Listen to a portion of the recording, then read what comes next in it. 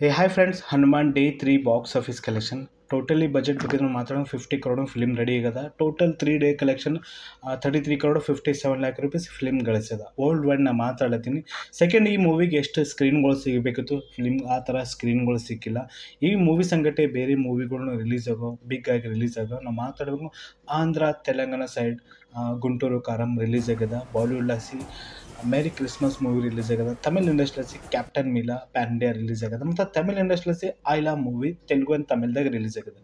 ಹನುಮಾನ್ ಮೂವಿಗೆ ಎಷ್ಟು ಸ್ಕ್ರೀನ್ಗಳು ಸಿಗಬೇಕಿತ್ತು, ಆ ಥರ ಸ್ಕ್ರೀನ್ ಸಿಕ್ಕಿಲ್ಲ. ಅದಕ್ಕಿಂತ ಪहिले ವಿಶ್ ಯು ಹ್ಯಾಪಿ ಸಂಕ್ರಾಂತಿ. ಇದು ಫಸ್ಟ್ ಇಂಡಿಯನ್ ಸೂಪರ್ ಮೂವಿ ಅಂತಲ್ಲ, ಹನುಮಾನ್ ಮೂವಿ ಅದೇ ಥರ ಪ್ರೆಸೆಂಟೇಷನ್ ಕೊಟ್ಟರು.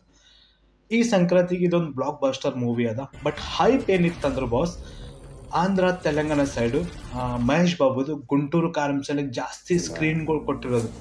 ಹನುಮಾನ್ ಮೂವಿಗೆ ಮುಟ್ಟ ಕಡಿಮೆ ಸ್ಕ್ರೀನ್ಗಳು ಕೊಟ್ಟರು.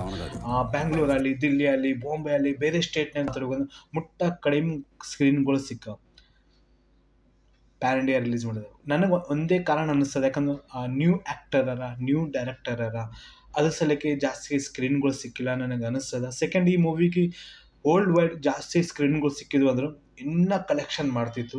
ಯಾವ ಸ್ಟೇಟ್ನಾಗ ಎಷ್ಟು ಸ್ಕ್ರೀನ್ಗಳು ಸಿಕ್ಕ ಫಸ್ಟ್ ತೋ ನಮ್ಮ ಬ್ಯಾಂಗ್ಳೂರ್ ಸೈಡ್ ಅದ 166 ಸ್ಕ್ರೀನ್ಗಳು ಸಿಕ್ಕ. ಅಂದ್ರೆ ಇನ್ನೂ ಜಾಸ್ತಿ ಸ್ಕ್ರೀನ್ಗಳು ಸಿಗ್ತಾವೆ ಇನ್ನೊಂದು 2 ನನಗೆ ಅನಿಸ್ಲತ್ತೆ. ಯಾಕಂದ್ರೆ ಸ್ಟೋರಿ ಎಲ್ಲೋಸ್ ಮಂದಿಗೆ ಇಷ್ಟ ಆಗ್ಲತ್ತದ. ಮತ್ತು ವಿಜಯವಾಡದಕ್ಕೆ ಆಂಧ್ರ ಸೈಡು 51 ಸ್ಕ್ರೀನ್ಗಳು ಸಿಕ್ಕ.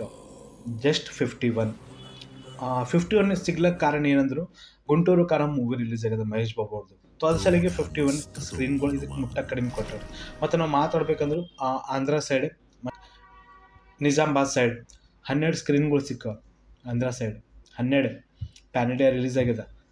ತೇಜ ಸಂಜೆ ಆಂಧ್ರ ಅಲ್ಲಿ ತೆಲಂಗಾಣ ಸೈಡ್ ಅವ್ನಿಗೆ ಕುಣಿಡ್ತಾರೆ. ಪ್ರಶಾಂತ್ ವರ್ಮಾಗ ಅವ್ರಿಗೆ ಕುಣಿಡ್ತಾರೆ. ಯಾಕಂದ್ರೆ ಜೋಂಬಿ ರೆಡ್ಡಿ ಮೂವಿ ಮಾಡಿದ್ರು, 4-5 ಮೂವಿಗಳು ಪ್ರಶಾಂತ್ ವರ್ಮಾ ಅವ್ರು ಮಾಡ್ಯಾರ. ತೇಜ ಸಂಜೆ ಚೈಲ್ಡ್ ಲೀಡ್ ಆ್ಯಕ್ಟರ್ ಅರ. ಸೆಕೆಂಡ್, ಮತ್ತು ನಾವು ಮಾತಾಡ್ಬೇಕು ಕರೀಂನಗರ್ 8 ಸ್ಕ್ರೀನ್ಗಳು ಸಿಕ್ಕವ, ಅದನ್ನು ಆಂಧ್ರ ಸೈಡ್. ಹೈದರಾಬಾದ್ ಸೈಡ್ ನಾವು ಮಾತಾಡ್ಬೇಕಂದ್ರು 211 ಸ್ಕ್ರೀನ್ಗಳು ಸಿಕ್ಕವ. ಇದಕ್ಕೆ ಫಸ್ಟ್ ಡೇ ಬಗ್ಗೆ ಮಾತಾಡ್ಬೇಕಂದ್ರೆ ಇಲ್ಲಿ ಟಿಕೆಟ್ಗಳು ಸಿಕ್ಕಲಿಲ್ಲ. ಸೆಕೆಂಡ್ ಡೇನು ಇಲ್ಲಿ ಟಿಕೆಟೇ ಸಿಗಲ್ಲಾಗ್ಯಾವ. ಹೌಸ್ಫುಲ್ ಪ್ರತಿಯೊಂದು ಥಿಯೇಟರ್ನಲ್ಲಿ ಪ್ರತಿಯೊಂದು ಶೋ ಹನುಮಾನ್ ಮೂವಿ.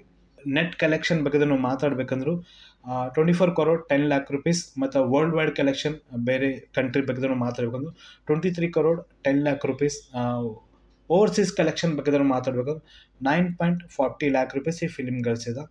ಸೊ ಈ ಥರ ಟೋಟಲ್ ಮಾತಾಡ್ಬೇಕಂದ್ರು ಇನ್ನು ಮಾರ್ನಿಂಗ್ ಡೇಟಾನೇ ಮಾತಾಡ್ತೀನಿ, ಈವ್ನಿಂಗ್ ಇನ್ನು ನನ್ನ ಬಳಿ ಡೇಟಾ ಬಂದಿಲ್ಲ. ಸೊ 33 crore 57 lakh rupees ಇದು ಫಿಲ್ಮ್ ಪ್ರೆಸೆಂಟ್ ಗಳಿಸ್ಯದ. ಆ್ಯಕ್ಚುಲಿ ಫಿಲ್ಮ್ ರೆಡಿ ಆಗ್ಯದ 25 crore ಎಲ್ಲ ಬಜೆಟ್ ಆಗಿ ಪ್ರಮೋಷನ್ ಆಗಿ ಎಲ್ಲೋಟು ಆಗಿ 50 crore ಫಿಲ್ಮ್ ರೆಡಿ ಆಗ್ಯದ. ಸೊ CG ಅಲ್ಲಿ VFX ಅಲ್ಲಿ ಪ್ರತಿಯೊಂದು ಕಡಿಮೆ ಬಜೆಟ್ನಾಗ ಇದ್ಮೇಲೂ ಈ ಮೂವಿ ಎಂಡಿಂಗ್ದಾಗ ಹನುಮಾನ್ಜಿಗೆ ಹೆಂಗೆ ಪ್ರೆಸೆಂಟೇಷನ್ ಕೊಟ್ಟಿಲ್ಲ, ಅದು ಬ್ಯಾಕ್ಗ್ರೌಂಡ್ ಮ್ಯೂಸಿಕ್ ಅದ. ಈ ಮೂವಿ ಥೀಮ್ ಏನಿತ್ತಲ್ಲ ಹನುಮಾನ್ಜಿ ಮೇಲೆ, ಅಂದ್ರೆ ರಾಮ್ ಕಿ ತಪ್ಪಲೆ ಹನುಮಾನ್ಜಿ ಬಂದರು ಈ ಮೂವಿ ಒಳಗೆ. ಆ ಥರ ನಮಗೆ ಮೂವಿ ನೋಡಿದ್ಮೇಲೆ ಅನ್ಸದ. ಓವರ್ಸೀಸ್ ಈ ಸಂಕ್ರಾಂತಿಗೆ ಒಂದು ಬ್ಲಾಕ್ ಬಸ್ಟರ್ ಮೂವಿ ಅದ. ಸಂಕ್ರಾಂತಿಗೆ ಎಲ್ಲೋಸ್ ಮಂದಿ ಮೂವಿ ಇಷ್ಟ ಆದ. ಯಾಕಂದ್ರೆ ಆ್ಯಕ್ಟರಲ್ಲಿ ಡೈರೆಕ್ಟರಲ್ಲಿ ಹಾರ್ಟ್ಫುಲ್ಲಿ ಎಲ್ಲೋಸ್ ಮಂದಿ ಕೆಲಸ ಮಾಡ್ಯಾರ ಹನುಮಾನ್ ಮೂವೀಸ್ ಎಲ್ಲ ನನಗೆ ಅನ್ಸದ. ಈ ಮೂವಿ ಇನ್ನೂ overseas collection ಗಳಿಸ್ತದ.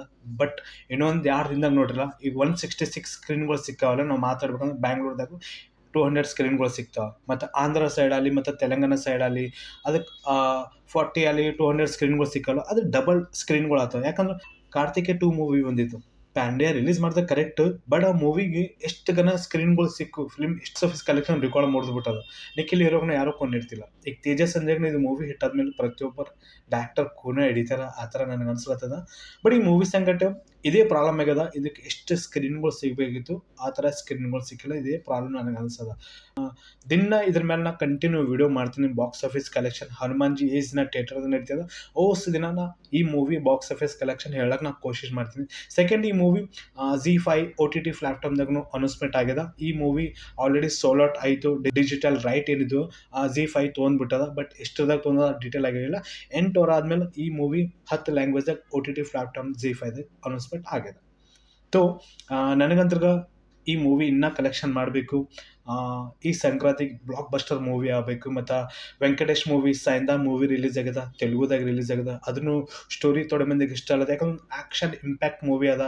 Film director hit ಮೂವಿಗಳು ಪ್ರೆಸೆಂಟೇಷನ್ ಕೊಟ್ಟರೆ 3rd ಪಾರ್ಟ್ ಬರೋದ ಅದು ಮೂವಿನೂ. ಡೈರೆಕ್ಟರ್ ಬಗ್ಗೆ ಮಾತಾಡ್ಬೇಕಂದ್ರೆ ಮತ್ತು ನಾ ಸ್ವಾಮಿ ರಂಗ ನಾಗಾರ್ಜುನ್ ಮೂವಿ ರಿಲೀಸ್ ಆಗಿದೆ. ಮತ್ತು ಸೆಕೆಂಡ್ ಏನಂದ್ರು ಈಗಲ್ ಮೂವಿ ಪೋಸ್ಟ್ಪೋಂಡ್ ಆಯಿತು, ರವಿ ತೇಜ ಅವ್ರದ್ದು.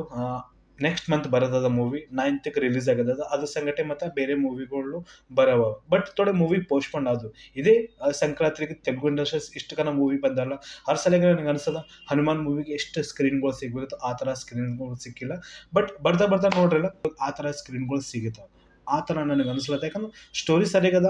ಈ ಸಂಕ್ರಾಂತಿ ಒಂದು ಫ್ಯಾಮಿಲಿ ವಾಚಬಲ್ ಮೂವಿ ಅದ. ಪ್ರತಿಯೊಬ್ಬರಿಗೆ ಮೂವಿ ಇಷ್ಟ ಆಗ್ತದೆ ನನಗೆ ಅನ್ಸ್ಲತ್ತದ. ಇದೆಲ್ಲ ಕೆಳಗೆ ನಿಮಗೆ ಹೆಂಗೆ ಅನ್ಸೋದು ಕಾಮೆಂಟ್ ಮಾಡಿ ಹೇಳಿ. ನನ್ನ ವೀಡಿಯೋ ಪಸಂದ್ ಲೈಕ್ ಮಾಡಿ, ಸಪೋರ್ಟ್ ಕೊಡ್ರಿ. Take care and bye bye.